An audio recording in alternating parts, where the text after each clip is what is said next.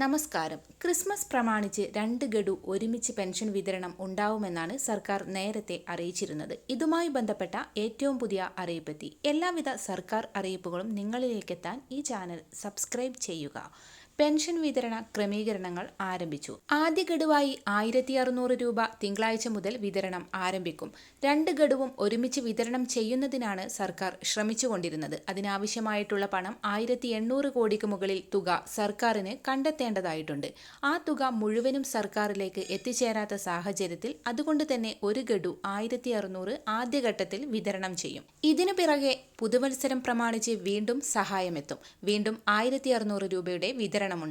ഇതുകൂടാതെ കുടിശ്ശിക വിതരണത്തിനും തീരുമാനമുണ്ടാവും. 5 മാസത്തെ കുടിശ്ശിക 8000 രൂപ വരെ ഓരോ പെൻഷൻ ഗുണഭോക്താക്കൾക്കും നൽകാനുണ്ട്.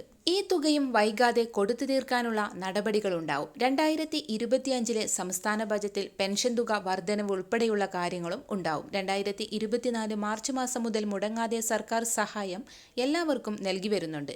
2 ഗഡുവായി ഗുണഭോക്താക്കൾക്ക് 3200 രൂപ എത്തിച്ചേരും.